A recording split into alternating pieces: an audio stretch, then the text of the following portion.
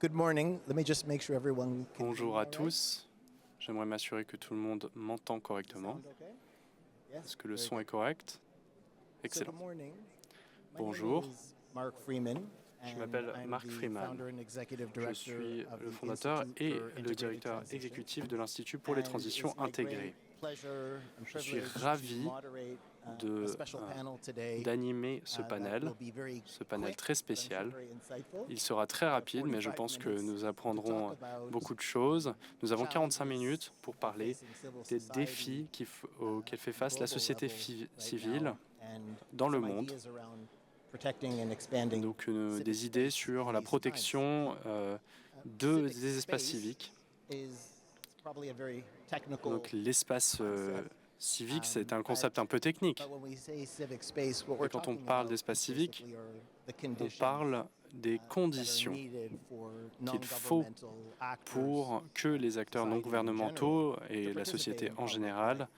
And puissent there's been a closing participer of that space in a lot of places, dans l'espace public. as Et challenges récemment, to on voit democracy, de plus en plus de défis have grown in other parts of the world. et la démocratie s'affaiblit So without further ado, partout I'm dans le going monde. to Donc, go one by one to each of the panelists sans plus and attendre, introduce je vais vous them, présenter chacun as des I panélistes, move through the conversation, and un we'll par un. hopefully have a little bit of time at the end for Et some j'espère qu'à la questions and fin, answers nous from aurons all of you in the audience. le temps de So I'm répondre à gonna certaines begin, questions. with you, George. Faire une George question-réponse. Papandreou, Donc je vais commencer par vous, known George. to many George or Papandreou, perhaps all of you, former Prime Minister je pense que vous le connaissez Greece, tous, c'est l'ancien and is Premier currently ministre the General de Grèce. Rapporteur on Democracy for C'est the actuellement Council of le Europe's rapporteur général pour la Parliamentary démocratie Assembly. de l'Assemblée parlementaire du Conseil de l'Europe. Donc pour commencer, Giorgio, est-ce que vous pouvez nous dire, fort de votre expérience au plus haut niveau de la vie politique et dans votre rôle actuel, pourquoi l'espace civique est-il essentiel à une démocratie? Autrement dit, quelle est sa fonction démocratique?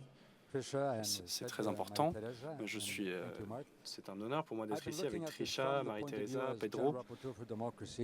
Moi, de mon point de vue en tant que rapporteur général pour la démocratie et en tant que politicien, lors de la crise financière, je dirais qu'un enjeu principe d'Aristote à Luc Kemp plus récemment, qui a étudié l'histoire, l'inégalité, c'est ce qui fait le plus de mal à la démocratie et aux espaces civiques. On voit que les inégalités amènent un sentiment d'injustice et cela crée également plus de populisme, plus de démagogie. En fait, on a moins de sens d'appartenance, de communauté. Mais ça fait quelque chose d'autre également. Et je l'ai vu quand je travaillais sur la crise financière. Quand on a plus d'inégalités, on a plus de concentration de richesses et on voit ça dans le monde actuellement. En fait, c'est immoral, cette concentration de richesses, selon moi. Mais quand on voit une concentration de richesses, on voit également une concentration de pouvoir. Donc, soyons clairs. Cette concentration de pouvoir de la part de certaines oligarques ou entreprises, en fait, vient chez nous, dans nos pays, pour acheter nos stations télé, nos équipes de foot, de baseball, etc., nos médias, et les lobbyistes ou même les politiciens corrompus, ainsi que des systèmes judiciaires corrompus, y participent également. Cette concentration de pouvoir mine l'espace civique. Donc l'espace civique et public sont des concepts différents. L'espace civique, pour moi, c'est le pouvoir des gens à organiser leur société, c'est-à-dire les syndicats, les ONG, les associations, des formes de militantisme, de mouvement. En fait, tout cet espace civique est miné par cette concentration de pouvoir. Mais l'espace public, c'est un espace de débat, comme celui-ci d'ailleurs. Bon, je reviens en Grèce antique, car pour l'espace public, il faut un écosystème de débat. Il y avait un débat entre Socrate et les sophistes. Il y avait un sophiste qui s'appelait Gorgias, qui disait « Je peux apprendre n'importe qui à convaincre n'importe quoi de n'importe qui d'autre de n'importe quoi ». Et pourquoi? Je peux convaincre les gens qu'ils peuvent gagner des débats, dominer, obtenir de l'argent, obtenir du pouvoir, mais Socrate dit, c'est quoi la raison du débat? Il faudrait plutôt mieux se comprendre, trouver les raisons, la vérité.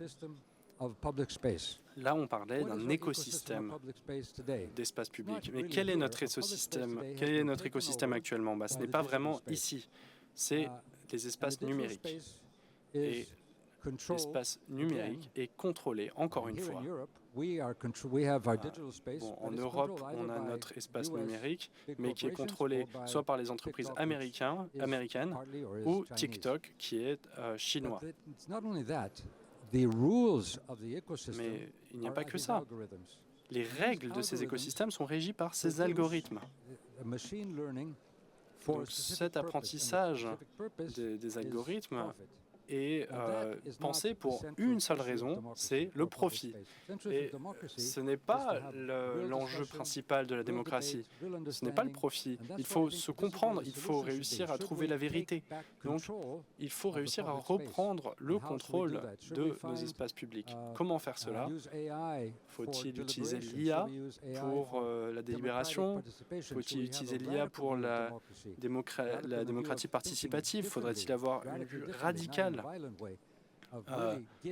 pas dans le sens violent, mais une vue radicale de l'inclusivité et des règles de débat qui permettent une vraie libre parole? Et voici les enjeux qu'il faut respecter si l'on veut ramener des espaces civiques viables pour nos citoyens et pas que pour les autocrates qui veulent influencer nos citoyens. Je vous remercie.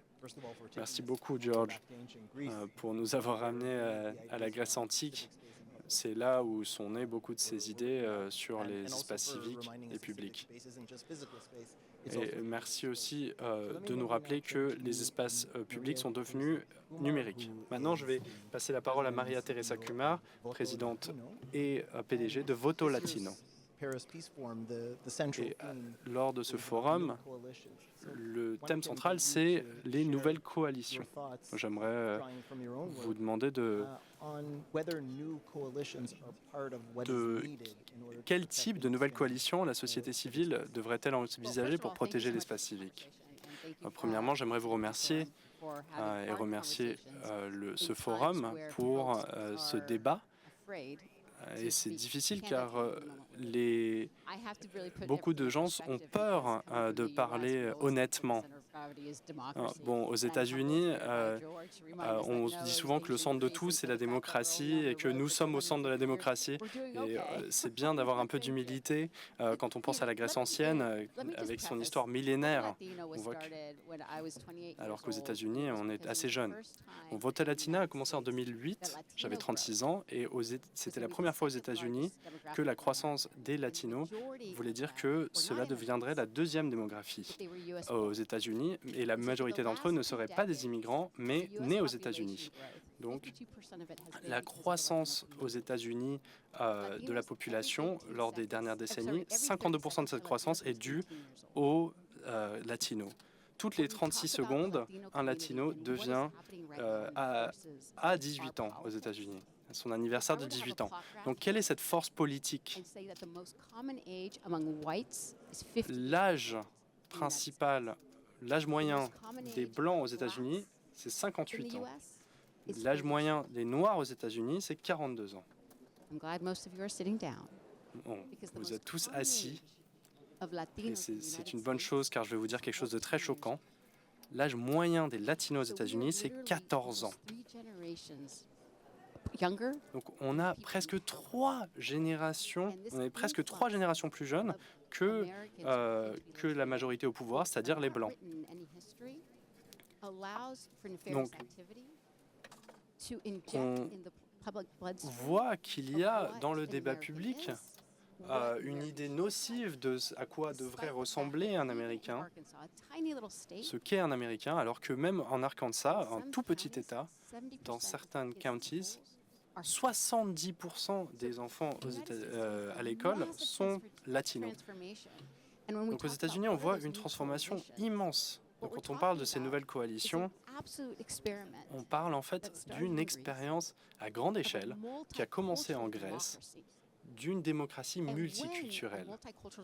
Quand on a une démocratie multiculturelle qui fonctionne aux États-Unis, là, je n'ai pas besoin de vous parler d'il y a 20 ans, je peux vous parler des élections de 2018, quand pour la première fois, une coalition multiculturelle d'Américains n'aimait pas ce qui se passait au niveau gouvernemental dans la Maison-Blanche, et pour la première fois, notre Chambre au Congrès avait le plus de femmes, le plus de musulmans, le plus de vétérans, le plus de diversité qu'on n'avait jamais vu dans cette Chambre, car une Amérique multiculturelle menée par les jeunes a transformé nos politiques.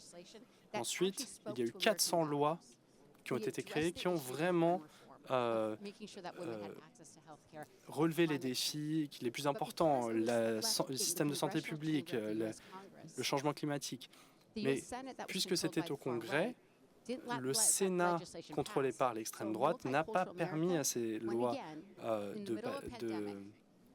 d'être promulguées. Donc, pendant la pandémie, ce Congrès multiculturel, où on a vu des jeunes, a réussi à changer le tissu législatif aux États-Unis aussi. On a eu presque 1 000 milliards de dollars d'investissement dans l'énergie verte. C'était transformatif. Quand George parle de l'empoisonnement de nos réseaux sociaux, de nos perceptions de qui nous sommes, ce n'est pas un petit sujet. Chez Voto Latino, on a presque 2 millions d'électeurs inscrits. Car en fait, aux États-Unis, il faut s'inscrire, ce n'est pas automatique.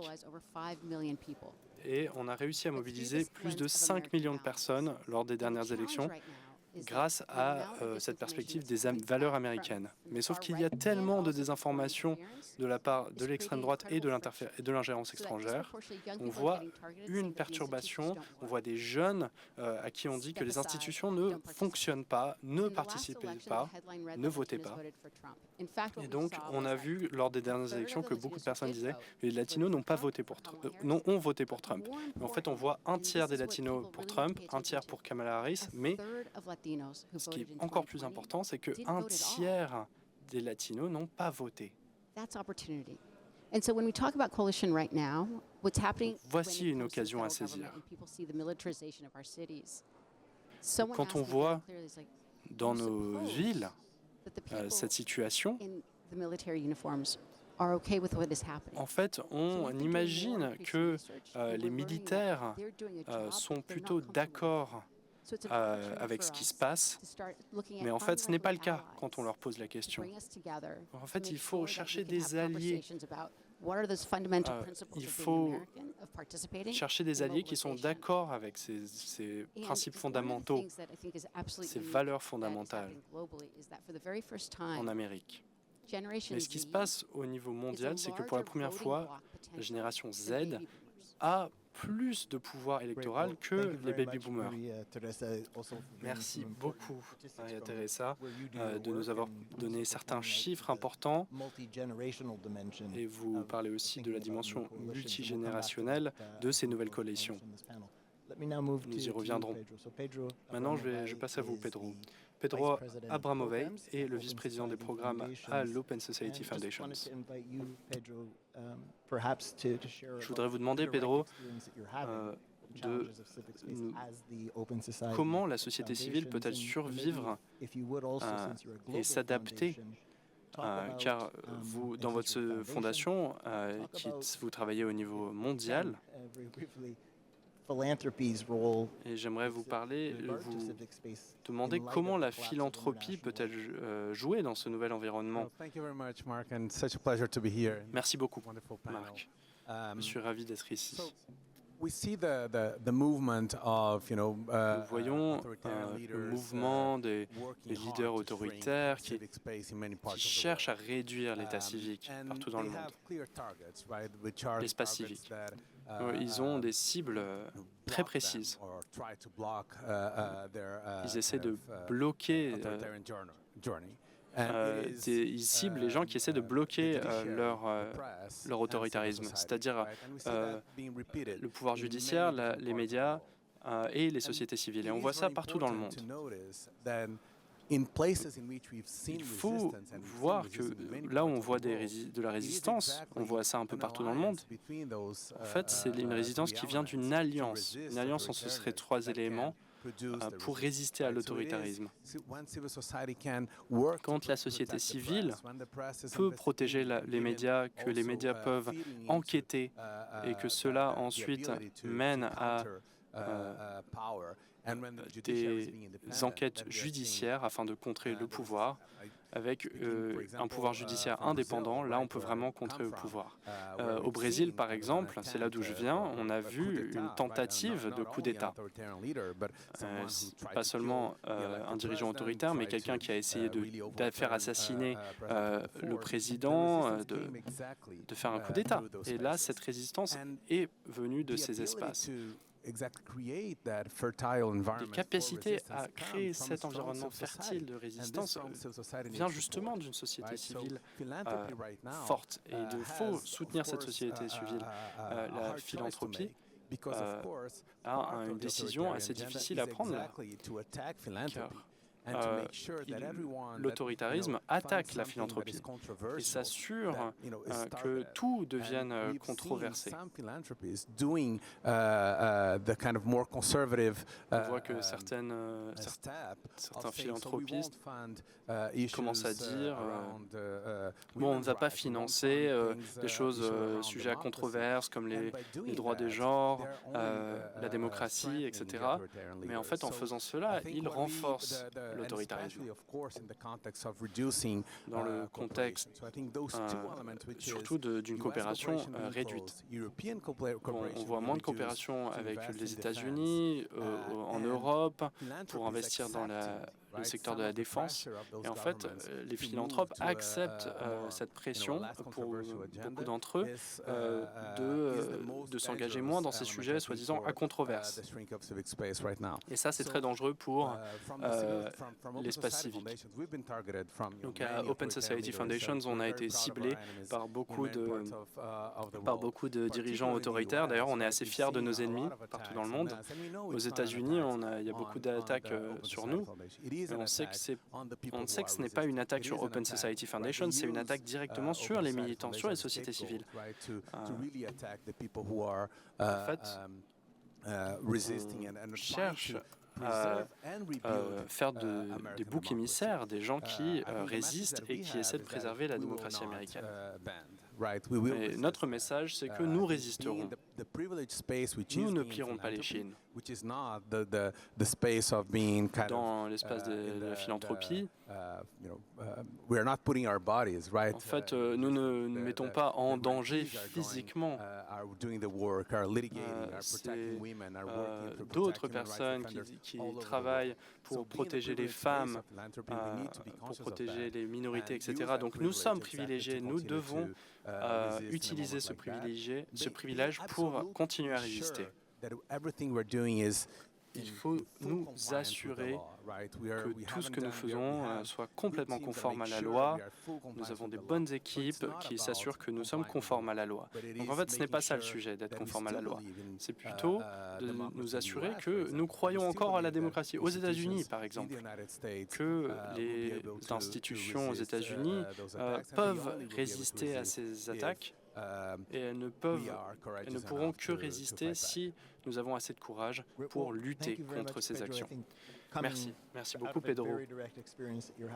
Vous avez une expérience extrêmement directe de ces sujets à Open Society Foundations et on l'entend vraiment dans la manière dont vous en parlez.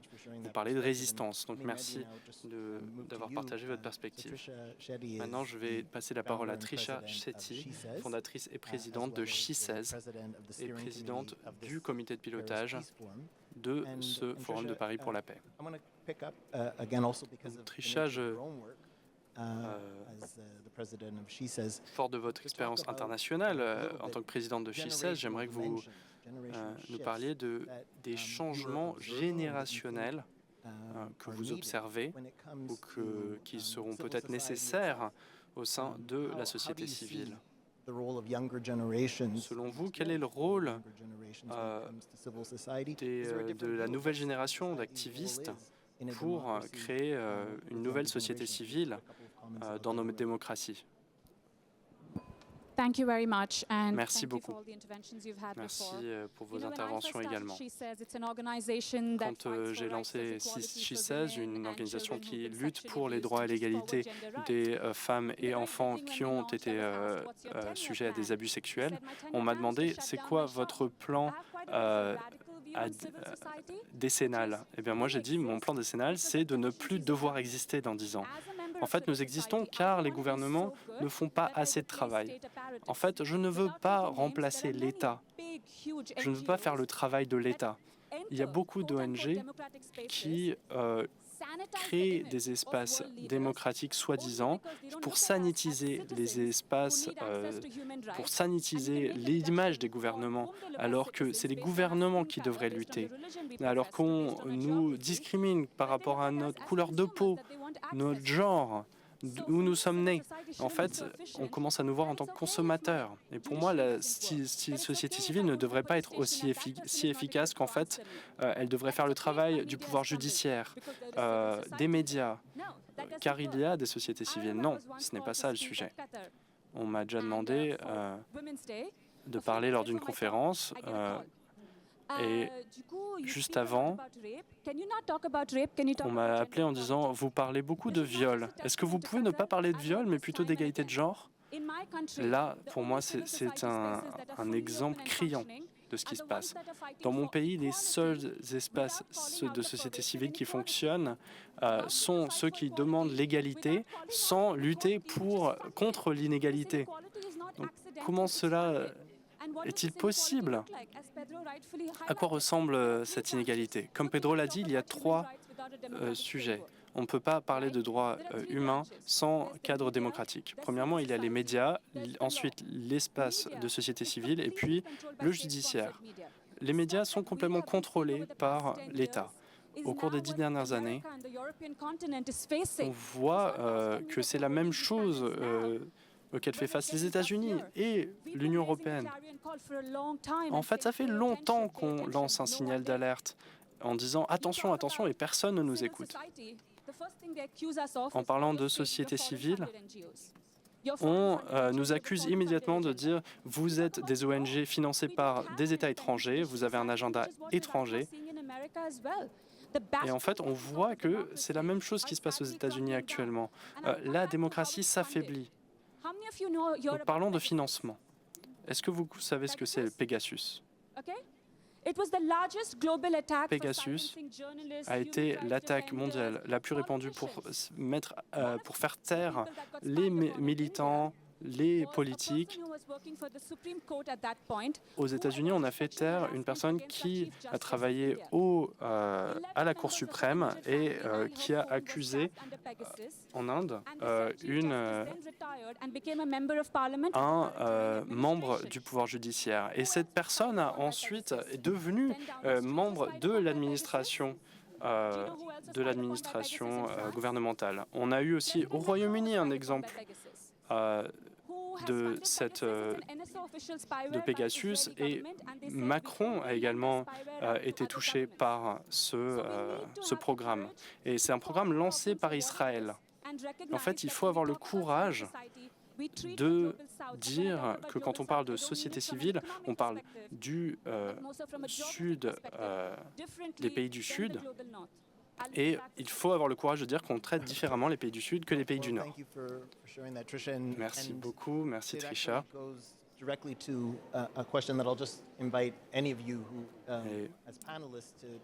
J'aimerais vous demander de réagir à cette question. Bon, il nous restera à peu près 10 minutes après pour les questions-réponses.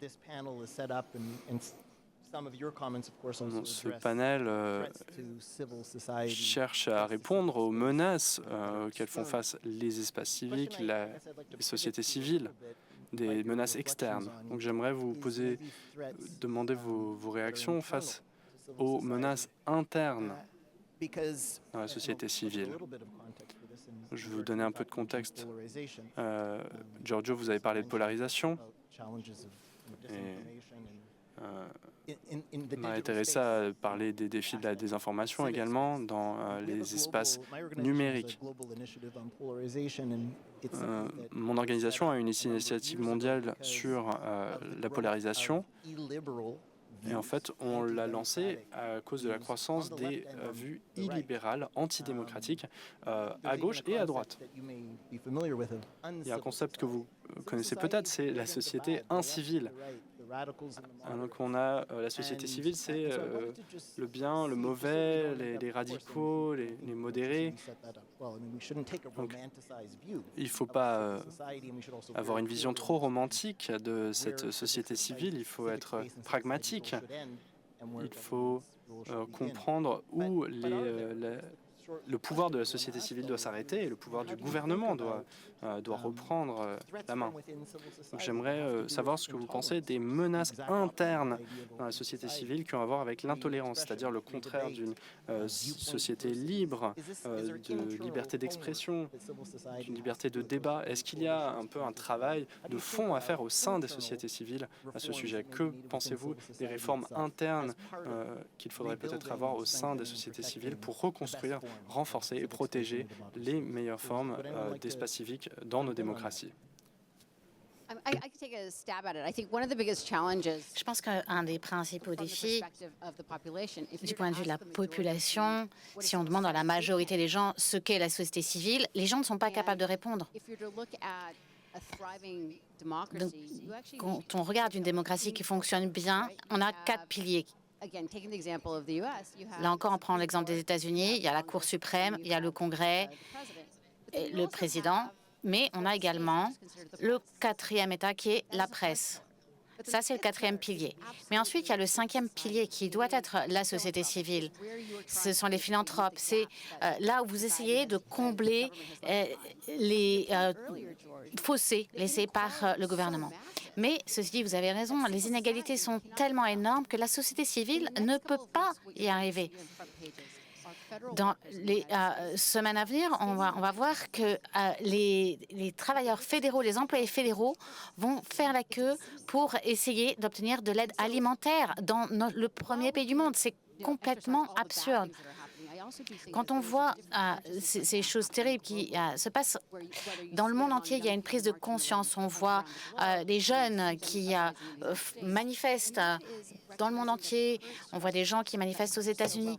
Et en fait, on se rend compte que les structures qui fonctionnaient et qui nous servaient bien au XXe siècle ne fonctionnent pas aussi bien au XXIe. Et parce qu'il y a une sorte de conscientisation des gens, les gens se demandent comment on peut faire pour continuer à avancer. C'est une opportunité de repenser nos institutions. Les politiciens disent toujours qu'il faut protéger nos institutions, mais quand elles échouent, qu'y a-t-il à protéger? Et plutôt, comment pouvons-nous les repenser, les réinventer? Comment pouvons-nous réinventer le succès? À quoi doit ressembler le progrès de manière collective? Et ce sont des questions difficiles, surtout quand on a des nuisibles, des acteurs nuisibles qui cherchent à protéger leurs précarés. Qu'est-ce qui nous unit dans le monde entier? Et en fait, nous sommes très distraits par des petits aspects pour que d'autres puissent gagner beaucoup d'argent. J'ai beaucoup apprécié cette question. En tant que membre de la société civile, je vais vous dire que je ne suis pas du tout d'accord avec cette hypothèse de la question. Les membres de la société civile ne sont pas dans la rue à arrêter des gens, à tuer des gens, ni à menacer la démocratie. Il faut vraiment être franc. Ce sont les chefs d'État qui le font. Nous sommes la société civile. Est-ce que vous gagnez de l'argent? Est-ce que vous prenez l'argent des contribuables? Non, personne ne nous a donné ça. C'est l'argent des contribuables qui est donné aux hommes politiques, aux dirigeants. Vous voulez parler de menaces? Il y a des gens qui ont été tués par des attaques gouvernementales, par la désinformation des médias. quand les médias nous appellent, nous disent que nous sommes antinationalistes. C'est nous qui sommes menacés. Il y a beaucoup qui ont été interdits dans toutes sortes de pays. Les personnes qui travaillent pour ces organisations ne disent rien parce qu'ils travaillent dur. Mais est-ce que vous pensez que c'est facile de diriger une organisation en étant toujours menacé par l'antisémitisme, avoir une vie sous une menace permanente? Donc, où sont les menaces? Eh bien, ce sont les gouvernants qui sont le véritable problème. Soyons sérieux. La société civile, il y a des membres de l'ONU, du UNRWA, qui ont été tués. Un employé sur 50 a été tué. Ça ne s'est jamais vu avant. C'est la société civile qui est attaquée. Et personne n'attaque ces tueurs.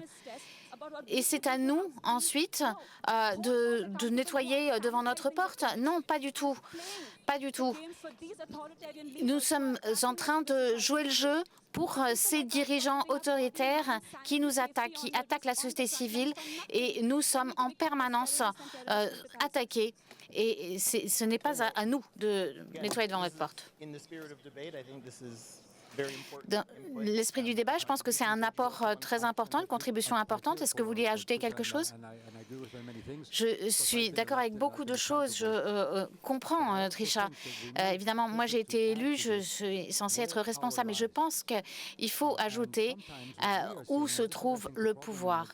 Et je pense que c'est souvent le problème dans nos démocraties. Aujourd'hui, elles ne fonctionnent pas. Elles ne fonctionnent pas non pas parce que la démocratie ne fonctionne pas, mais parce qu'elles sont capturées par certains pouvoirs. Quand on voit Elon Musk qui joue le jeu de la politique et qui dit pourquoi est-ce que le Parlement européen n'achète pas Twitter, par exemple, on pourrait avoir une autre branche où les citoyens pourraient s'exprimer.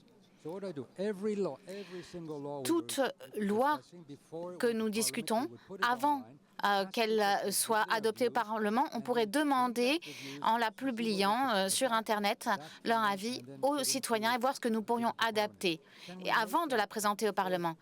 Est-ce que cela pourrait être la quatrième branche du gouvernement pour que les citoyens puissent avoir un avis à donner sur les politiques? Je crois que vous avez raison de dire qu'il ne faut pas juste restaurer la démocratie, il faut la réinventer. Qu'est-ce que c'était la politique? On a perdu le sens du mot. C'est devenu un mot sale. La politique, cela veut dire les citoyens qui peuvent voter pour décider de leur propre avenir. L'imagination, imaginer un avenir et le faire ensemble. Et la démocratie est une invention qui est arrivée et on s'est dit, si on veut imaginer un avenir meilleur et on ne veut pas que ce soit un tyran ou un roi ou quelqu'un d'autre qui le fasse pour nous, il nous faut la démocratie pour perturber cette concentration des pouvoirs. La concentration des pouvoirs, c'est un abus. C'était considéré comme un péché. Ce qui fait que la démocratie s'est construite et ces assemblées citoyennes qui existaient cherchaient à saper cette concentration des pouvoirs qu'on retrouve trop souvent aujourd'hui. Je voudrais juste donner un exemple, parce que vous avez parlé de la société ouverte. Moi, je suis la Hongrie au Conseil de l'Europe. Viktor Orban, comment a-t-il été élu? C'était une élection démocratique et il a eu une grosse majorité. Ce qu'il a pu faire avec cette super majorité, c'est changer la Constitution, contrôler le pouvoir judiciaire. Et ensuite, il a commencé à contrôler les médias en utilisant un financement gouvernemental pour contrôler les médias. Et puis ensuite, il a utilisé ce contrôle des médias pour attaquer ceux qu'il n'appréciait pas, en particulier la société civile. Il attaque la société civile. Il a créé une opération dans laquelle il dit que la société civile, ce sont des ennemis de notre pays. Et la première organisation attaquée en tant qu'ennemi du pays, c'était Transparency International. Et pourquoi? Parce que Transparency International regardait, étudiait la corruption chez Orban. Et ensuite, il y a eu ce modèle Heritage 2025 et qui est maintenant utilisé aux États-Unis. Alors, Orban, il est contre les migrants, contre les LGBTQ+, les étrangers et contre tout le monde. Et c'est vraiment un écran de fumée, parce que la vraie question, c'est son pouvoir et son argent. C'est là que se trouve le problème. Donc il nous faut réfléchir à une transformation radicale de nos démocraties et il faut faire entrer les citoyens. Ça va être un combat, ce n'est pas une question technique, un point technique, avec une loi adoptée. Ça, c'est vraiment la lutte aujourd'hui. Combat pour modifier, changer nos espaces publics. On a besoin d'espaces publics pour le débat, pas pour des discours de haine et de division. Vous avez parlé de division, vous avez également parlé de polarisation. La polarisation, c'est la devise des autocrates, c'est leur monnaie d'échange. Ils aiment diviser la société, qu'ils soient noirs, blancs, latinos, peu importe que ce soit en fonction de leur sexe. Ils souhaitent diviser la société. C'est ainsi qu'ils la contrôlent. Et donc, nous devons respecter les différences, mais pas les rendre divisives. Et du côté progressiste, c'est à cela que nous devons réfléchir. Nous devons unir contre ce qu'est le véritable pouvoir, unir la société contre ses centres de pouvoir. Merci, Giorgio.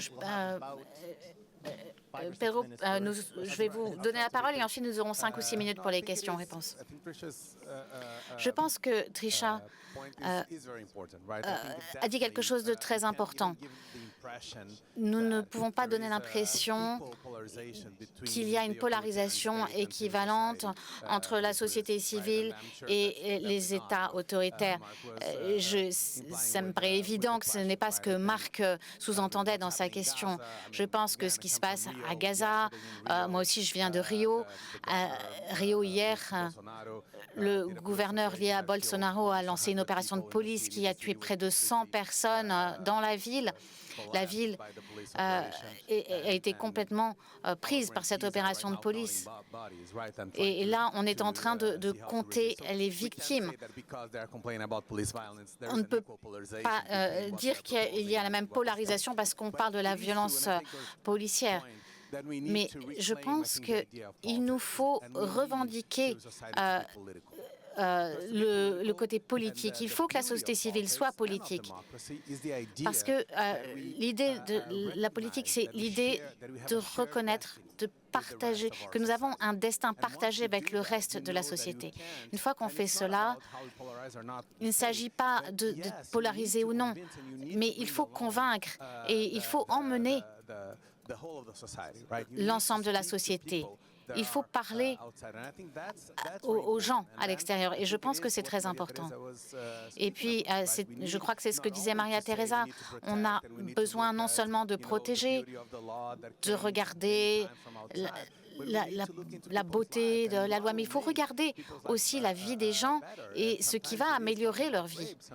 Parfois, il s'agit de parler de viol, parfois il s'agit de parler des opportunités socio-économiques ou de ce à quoi sont confrontés les gens. Ce n'est pas qu'on ne doit pas polariser, on doit polariser contre l'autoritarisme. Mais au sein de la société, on a besoin d'être politique et de comprendre qu'il nous faut emmener les gens si nous souhaitons résister contre ces pouvoirs qu'on voit partout. Merci beaucoup pour cette interaction informelle que nous avons pu avoir. Et nous avons 5 minutes. Est-ce qu'il y a des commentaires ou des questions peut-être? Je pense que nous avons peut-être 2 questions très rapides et nous avons 6 minutes sur notre séance. Merci pour vos interventions vraiment intéressantes et le pouvoir que vous reconnaissez à la société civile, qui est vraiment très importante. Ma question concerne la société civile russe. Je préside une ONG qui a été déclarée indésirable en Russie, une ONG française. Et vous savez que après l'arrêt du soutien à la société civile russe, il n'y a pas eu de plan d'urgence pour soutenir la résistance russe, qui existe toujours. Il nous semble que le choix a été fait d'investir dans la défense militaire, et pas dans la société civile.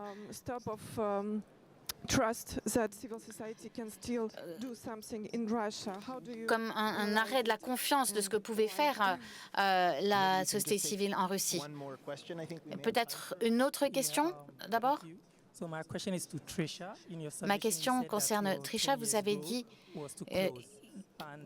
votre ambition était de fermer il y a 10 ans. Qu'est-ce qui s'est passé? La société civile a cherché. Pourquoi n'a-t-elle pas utilisé Jogos pour mobiliser des solutions? Donc là, c'est une question directe. On va peut-être commencer là et puis laisser chacun réagir. On a très peu de temps. Merci pour la question. En termes de coalition, le Forum de Paris sur la paix, la raison pour laquelle j'ai foi dans ce forum, c'est qu'ils ont créé des coalitions pour cette attaque de la Russie contre l'Ukraine. Et ici, on protège l'espace de la société civile. Ici, il y a des coalitions pour se pencher sur le conflit entre l'Ukraine et la Russie, et également pour Gaza. Donc, ça me donne de l'espoir sur les coalitions. Pour répondre à votre question, on a eu des émeutes après un viol collectif. Ils ont été arrêtés et puis 2 ans plus tard, on les a laissés sortir pour bon comportement. Et nous, on entendait dire, moi je me suis battue et à ma famille, on lui a dit contrôlez votre fille. Et évidemment, moi j'ai accepté d'être arrêtée. Ma famille est venue m'aider et il ne faut jamais s'arrêter. En fait, on a nos coalitions, il faut continuer à se battre. Je ne sais pas si on gagnera. Je ne me bats pas pour gagner, je me bats pour résister parce que c'est mon objectif. Je ne sais pas à quoi ça ressemble de gagner, mais je sais à quoi ça ressemble la résistance. Et pour cela, nous avons besoin de coalition. Nous avons besoin de solidarité. Merci Trisha. Nous avons encore quelques minutes, 2 minutes je crois. Quand on a commencé, il y avait beaucoup de résistance pendant le premier mandat du président Trump. Et je pense que chacun doit réfléchir à ce que nous devons faire.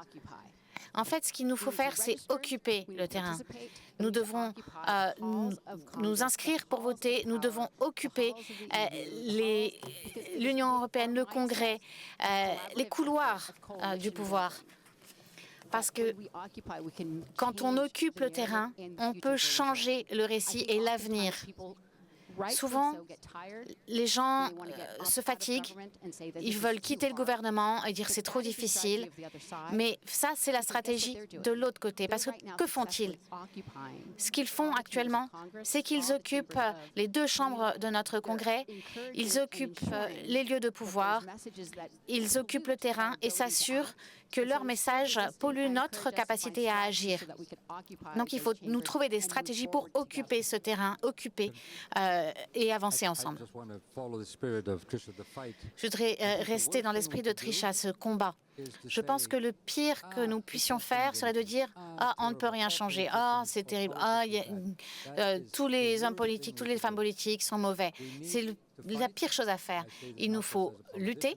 Je dis ça non pas en tant qu'homme politique, mais également parce que j'ai souvent fait partie de la société civile. Et je veux lier cela à la question sur la Russie. J'ai travaillé sur les relations entre la Grèce et la Turquie. Et vous savez ce qui était le plus important, à mon avis, quand il y avait un tremblement de terre et que nous avons décidé d'aider la Turquie. Et tout d'un coup, la société civile travaillait ensemble, des groupes de femmes, des groupes sportifs, des gouvernements locaux. C'était incroyable. Si vous pouvez simplement faire participer les citoyens, eux veulent la paix. Moi, en tant que ministre des Affaires étrangères, je représentais l'Union européenne et je suis allée en Palestine et en Israël. Les premières personnes que j'ai rencontrées, ce n'étaient pas les autorités, c'était des groupes de femmes. Elles étaient ensemble, des femmes israéliennes et palestiniennes. Et ensemble, elles nous disaient quelle était la solution. Et ensuite, j'allais voir les officiels, essentiellement des hommes, et ils se battaient. Donc, ma réponse, c'est reproduisez ce que fait Trisha. Merci, Trisha, vous faites, et vous également, vous faites un travail incroyable.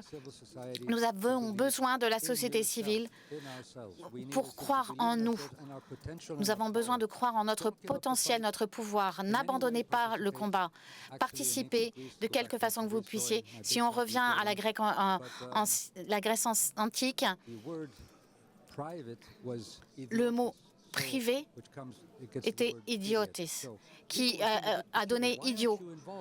Donc, quand on vous demande pourquoi n'êtes-vous pas impliqué, pourquoi ne participez pas à rien, c'est ce que souhaitent les hommes politiques. Ne leur donnez pas ça. Merci, merci à l'ensemble du panel. Nous n'avons plus de temps. Je crois que nous devons maintenant le clôturer, mais peut-être qu'on va pouvoir simplement remercier les membres de notre panel.